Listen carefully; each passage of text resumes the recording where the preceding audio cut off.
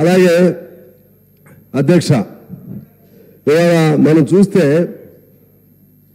Singareni, Genco, home గార్డులు అతి తక్కువ salaries, court తొందరగా ముగించండి. అయిపోవాలి అప్పుడే సార్. ఇప్పుడు నేను మొదటే మిమ్మల్ని రిక్వెస్ట్ చేశా, బిగినింగ్ డేనే.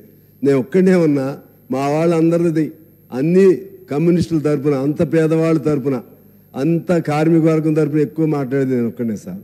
అందుకని కాస్త నాకు టైం ఇవ్వండి దయచేసి. నేను స్పెసిఫిక్గా మాట్లాడుతున్నా. అలాగే ఇవాళ ఈవెన్ జర్నలిస్టులు, పేద జర్నలిస్టులు చాలామంది ఉన్నారు. వాళ్ళకి సంబంధించి ఒక పాలసీ లేదు. ఇక్కడ మన అసెంబ్లీలో అవుట్ సోర్సింగ్తో పనిచేసే వాళ్ళు కొన్ని వందల మంది ఉన్నారు. వాళ్ళని పట్టించుకునే వాళ్ళు లేరు. వ్యవసాయ కార్మికులు వేలాది మంది ఉన్నారు. హమాలీలు, ఆటో, క్యాబ్, భవన నిర్మాణం, పాఠశాలలో తాత్కాలిక ఉపాధ్యాయులు, అలాగే ఆర్టీసీ, హోమ్ గార్డ్స్,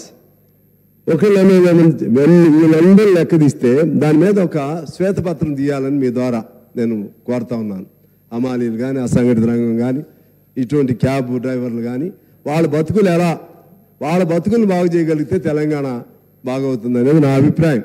ఈ పెట్టే అప్పుల్లో కొంత వాళ్ళకి కంట్రిబ్యూట్ చేస్తే వాళ్ళ బతుకులు బాగవుతాయనేది నేను కోరుకుంటూ ఉన్నాను. అలాగే ఆశ, గ్రామ పంచాయతీ, అంగన్వాడీ, మున్సిపల్, ఇటువంటి వాళ్ళందరూ ఒకవేళ మధ్యాహ్న భోజనం వాళ్ళకి సార్ నెలకు 1000 రూపాయలు జీతమా మధ్యాహ్నం భోజనం, మిగిలిన వాళ్ళకి 6000 నుంచి 9000 రూపాయలు నెల జీతమా, కొంతమందికి 13,000 రూపాయలు నెల జీతమా, మరి కొంతమందికి 7,500 నెల జీతమా. వాళ్ళందరూ కష్టపడుతూనే ఉన్నారు. వాళ్ళందరూ కష్టపడుతున్నప్పుడు ఆ డబ్బులు వాళ్ళు మాత్రం మనుషులే కదా సార్. మిగిలిన వాళ్ళు ఎలాగో వాళ్ళు కూడా కాకపోతే చదువుని బట్టి, టెక్నికాలిటీస్ని బట్టి కొద్ది వేరియేషన్ ఉండొచ్చు. కానీ వేతనాలు అంతంత తక్కువ చేయటం వల్ల ఆ విధంగా ఈ డబ్బులన్నీ కొద్ది మంది చేతుల్లోనే ఫోకస్ అవుతున్నాయి అనేది మా పాయింట్. శ్రమ అంతా ఇక్కడ నుంచి చేస్తుంటే, వీళ్ళు సృష్టిస్తుంటే ఈ డబ్బులంతా కొద్దిమంది దాని మీద ఫోకస్ అవుతూ ఉన్నాయి. దీని మీద నా అభిప్రాయం ఏంటంటే, ఇది ఎక్కడో దీన్ని కల్ప్ చేయాలి, దీన్ని అరెస్ట్ చేయాలంటే ఎలా? అసలు ఈ ఆస్తులు కొద్దిమంది చేతుల్లో ఎంతెంత పెరిగినాయి. పేదవాడిగానే ఉండగా ఒక్కొక్కళ్ళు ఓవర్ నైట్ తెల్లవారేసరికి లక్షల కోట్లు లేకపోతే వేల కోట్లు, వందల కోట్లు ఎలా సంపాదిస్తున్నారు. అందులో రాజకీయ నాయకులు, ప్రధానంగా రాజకీయ రంగంలో ఉన్నటువంటి వాళ్ళు ఇటువంటి అపవాదుల్ని మనం చూస్తూ ఉన్నాం. వందల కోట్లు రాజకీయ నాయకులు సంపాదిస్తున్నారు. ఇంకా కొద్దిగా అటు ఇటుగా పెద్ద ఆఫీసర్స్ సంపాదిస్తున్నారు. ఇంకా కార్పొరేట్ సంస్థలు వాళ్ళు కట్టేదేమో ట్యాక్స్ తక్కువ, బాగా వాళ్ళకి వేల కోట్లు లాభాలు. ఈ విధంగా అసమానతలు, అంతరాలు పెరుగుతూ ఉంటే దీన్ని ఎక్కడ కంట్రోల్ చేయాలో ఆలోచన చేయాల్సిన అవసరం ఉంది.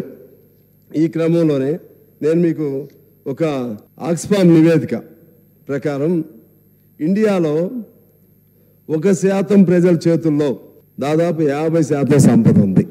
1% ప్రజల చేతుల్లో, మిగిలిన 10% మొత్తం ప్రజల చేతుల్లో 80% సంపద ఉంది. అంటే సంపద మొత్తం కేవలం కొద్ది మంది చేతుల్లోనే పేరుకుపోయి ఆ విధమైనటువంటి అసమానతలు పెరుగుతూ ఉన్నాయి అధ్యక్ష. దీన్ని ఎక్కడో చోట మన తెలంగాణలో అయినా సరే, మిగిలిన చోట ఏమో నాకు తెలియదు. ఇక్కడ నుంచి let us start from our Telangana. Let us start thinking of all those inequalities to eradicate such inequalities.